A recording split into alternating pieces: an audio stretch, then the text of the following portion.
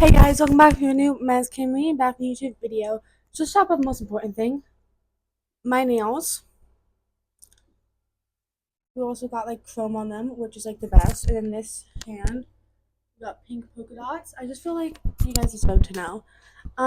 So what we're doing today, I actually got this idea from Possessed by Horror, so I'll put her video down in the description. So basically it's just like movies she loves that has bad scores. I feel like that's just like a really cool idea.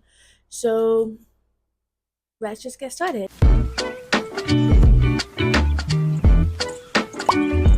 We have Scary Stories to Tell in the Dark.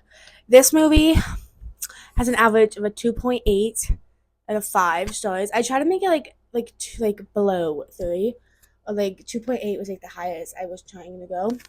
I give it a 3 stars. So clearly wasn't like a big difference, but like it was good. It's like from the books Scary Stories to Tell in the Dark. So of course they redid some of the stories. It's PG-13 and people have some complaints, so we're gonna go onto Letterboxd reviews and read them. This is a half a star. I try to go between half and like 1 star, but it's so hard to go down. Words cannot describe how much I dislike this film.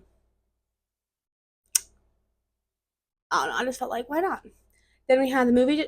Oh, that's Helen Keller could have written and directed this better, which kind of funny. Like I don't know. I just felt like why not? Because if you believe that, like Jiggly Man and Fat Lady carried the shit movie. Half a star for Lana Del Rey.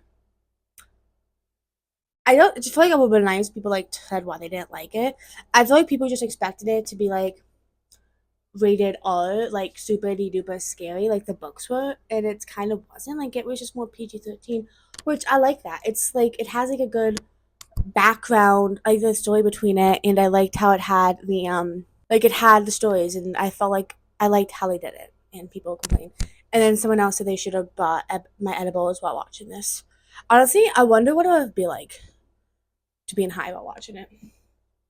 But yeah, then we have a new movie actually, Until Dawn. This is a new one, clearly. Just came out this year. One of my favorites from this year, honestly. So it has a 2.6 average, and I give it a 4 stars. A lot of people didn't like it because it's very different from the video game, which is what you'll see from these reviews. I would have liked to see like an actual negative review, which wasn't about them being a video game. It was kind of hard to find. Um, Disappointed. I was at least expecting an entertaining movie, even if they changed the original story, but it was boring. I guess I can see how it was boring, but it's like a time loop in this movie. Like if you don't like time loops, you wouldn't like it. I'm not watching it just for this game. I just like why do people like do that? Like I'm gonna give you a low score, even though I haven't watched it, and it's like I don't know. I just feel like that's just stupid. Like it's just a waste of your time, and like I know like it's like not that big of a deal, but it's also like a lot of people do it, which is what ruins the scores. Like later, like Snow White. Like the film was bad, and yet also at the same time it was scary. I'm gonna have a hard time getting to sleep tonight, which in my mind qualifies it as maybe the worst film I've ever watched. And don't even get me started on how it has nothing to do with the game. So because you're scared of it. So what I'm getting is because you're scared of this movie and you're gonna have troubles, it's why it's a bad movie. Does it isn't that like what makes a horror movie is if you're scared and you can't like fall I feel like if I watch a horror movie and it gives me nightmares, I like that movie did its job. Um yeah. I mean I get being upset about the game, but at least it had like some Easter eggs about the game. Like the doctor in it, he voiced the doctor in the game and like I probably could have like stayed more to the game, which I get why people were upset. Um, but it didn't.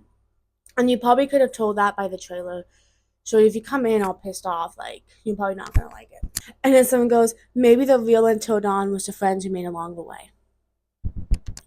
I mean, I get like them being upset because like it's a game you love, which basically is one of those games that's like already basically a movie, so it shouldn't be that hard to like make an adaptation of it.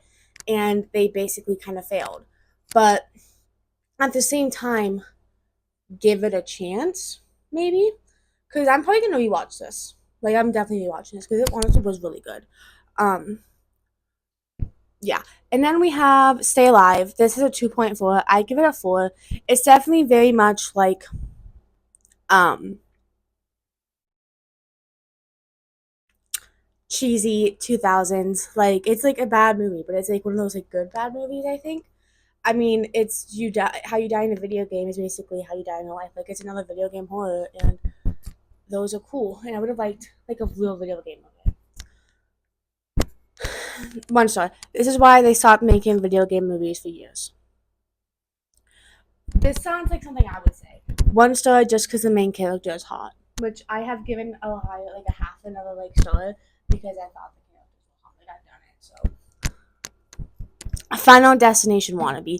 This is some of the criticism I don't get. Like, maybe I'm missing something, but like I don't get how it's Final Destination. Like, Final Destination is you see a premonition, you stop and escape, and then death comes for you. Like, that's the whole idea.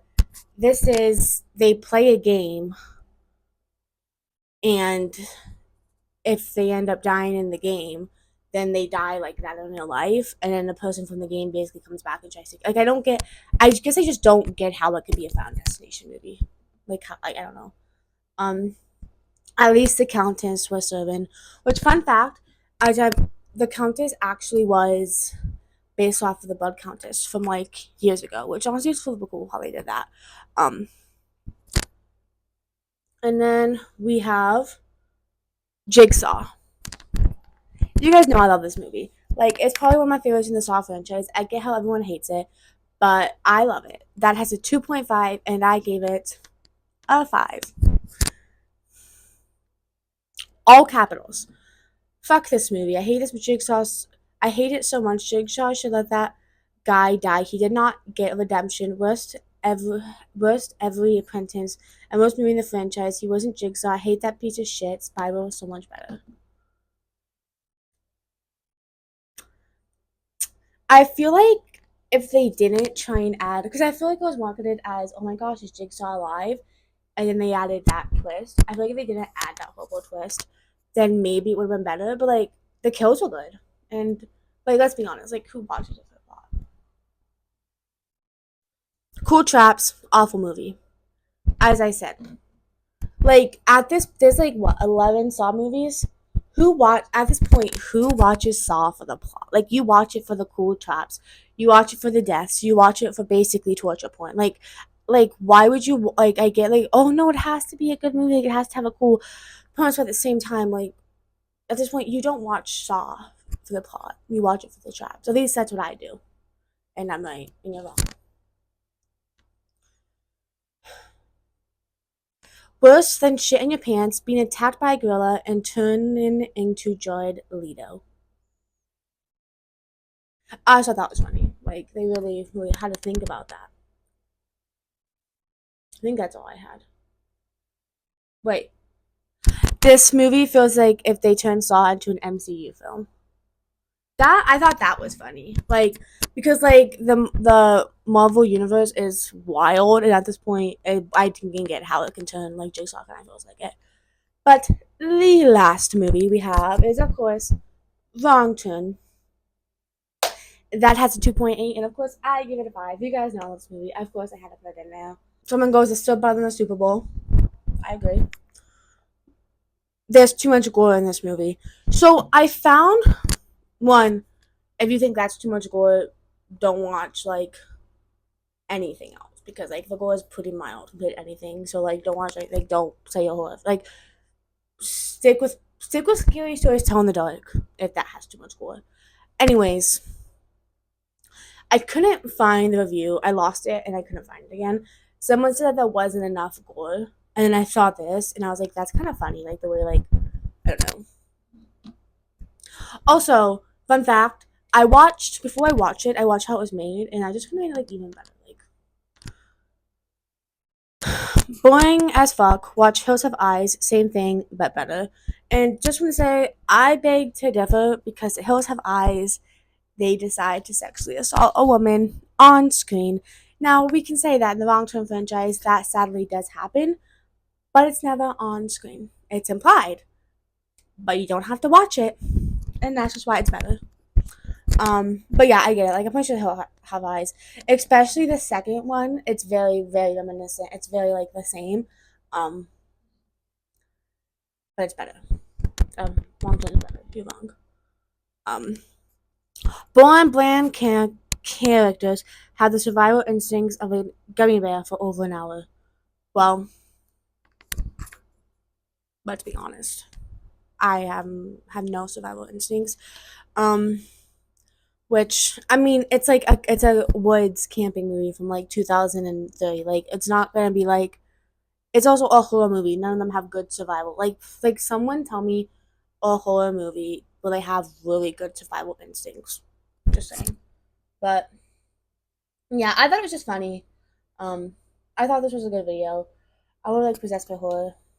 Doing it. If you guys want me to do it, like a part two, like I don't know. If you guys want me to do anything like kind of similar, like movies I hated with really good reviews, like I could probably switch that up and do it. But yeah, I hope you guys enjoyed today's video, and I'll talk to you. I just cracked my neck. I'll talk to you guys all next week. Toodles.